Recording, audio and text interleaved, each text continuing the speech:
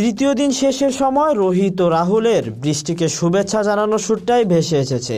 যাক, আপাতত আজকের বোলিং অ্যাটাক থেকে রক্ষা পেলাম।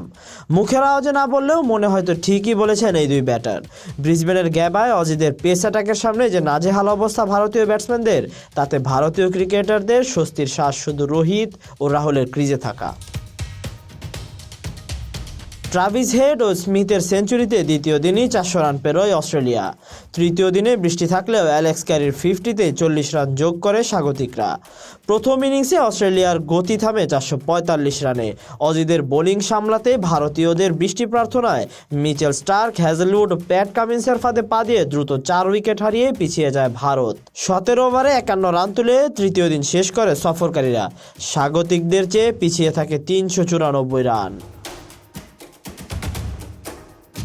চতুর্থ দিনের শুরুতে রাহুল ও রোহিতের ক্রিজে টিকে থাকার যে প্রচেষ্টা, তা 23.3 ওভারে রোহিতকে আউট করে ভারতীয়দের আশা ভেঙে দেয় অস্ট্রেলিয়ান অধিনায়ক প্যাট কামিন্সের করা একটি লুজ ডেলিভারিতে এজ হয়ে ডিরেক্ট ক্যাচ যায় অজি উইকেট কিপার অ্যালেক্স ক্যারির হাতে। যেখানে কিছুদিন আগে শুভমান গিলের সুরে ভেসে আসছিল ভারতীয়রা বোলার দেখে না, শুধুই বল দেখে, সেখানে অজি বোলারদের সামনে নাস্তানাবুদ হয়ে আছে ভারতীয় ব্যাটসম্যানরা। মুখের কথায় পারদর্শী হলেও মাঠে টিকে থাকার লড়াইয়ে স্টার্ক, প্যাট কামিন্সদের কাছে মাথা নত করতে হচ্ছে রোহিত শর্মার দলের।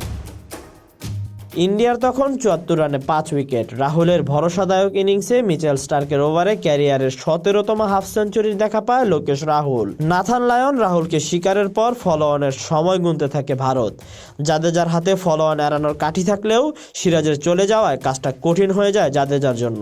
নীতিশ রেড্ডিকে আউট করে ক্যাপ্টেন হিসেবে সবচেয়ে বেশি উইকেট নেওয়ার তালিকায় 3-এ উঠে এসেছেন কামিন্স। সবার উপরের নামটা ইমরান খানের, 187 উইকেট নিয়েছেন দলের অধিনায়ক হয়ে। জাদেজাকে 77 রানে ফিরিয়ে চতুর্থ উইকেট নেন অজি কাপ্তান প্যাট কামিন্স। শেষবার 2007 সালে ফলো অনে পরে match হেরেছিল Bharat.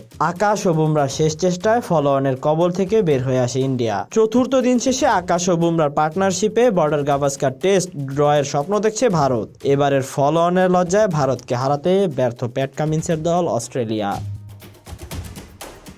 Tahsin Ahmed, BD archive.